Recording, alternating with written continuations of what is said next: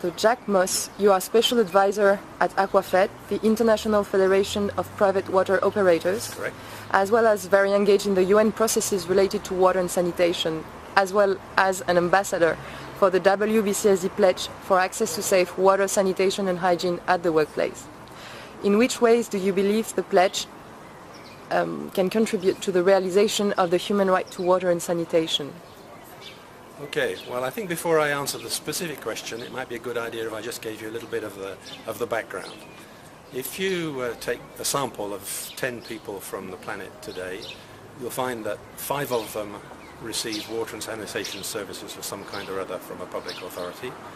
1 will receive water from a regulated private operator, such as the members I represent, and 4 will have no water or sanitation services in any formal sense whatsoever. This means that there is something between 2 and 3 billion people on this planet who don't have the services that you and I expect to have in our lives. And of course that puts a huge pressure on people, not just inconvenience, but huge economic, social and environmental costs. Perfect. And could you tell us more maybe about the UN processes related to this challenge of water and sanitation? Sure. I think given the size of the problem I just described, 3 to 4 billion people without these proper services, this has been known for quite some time. In 2000, the UN's member states set up what they call the Millennium Development Goals. These were goals trying to stimulate some action to improve the lot of people, poor people around the world, particularly in the developing world. Among those goals, there were 2 targets related to water, 1 to water and 1 to sanitation.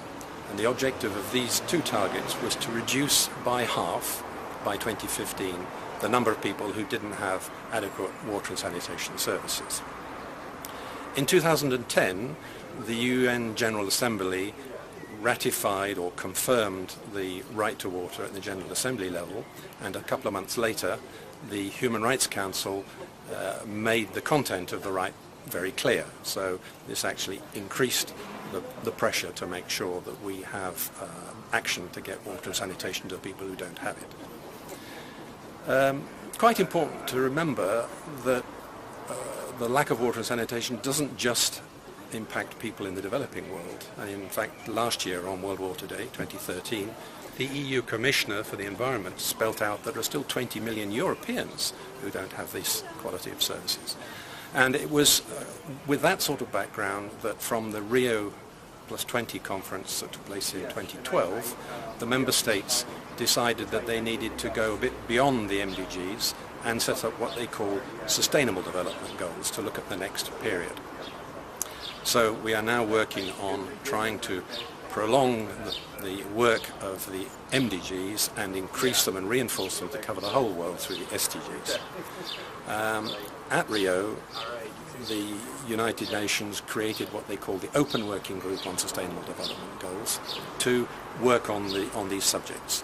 And since the beginning of last year, they have been looking at the sustainability challenges across the world and trying to prioritize down to a limited number of subjects what should be their goals with intended targets and indicators to improve progress.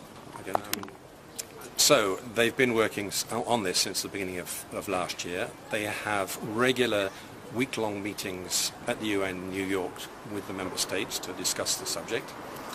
And they discussed specifically water in their 3rd session last year.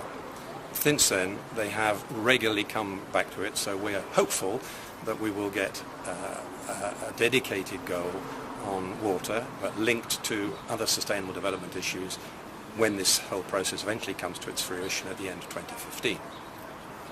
In parallel to that, several organizations, business and other stakeholders, have been working to try to give input to this open working group. And the WBCSD and Action 2020 is part of that.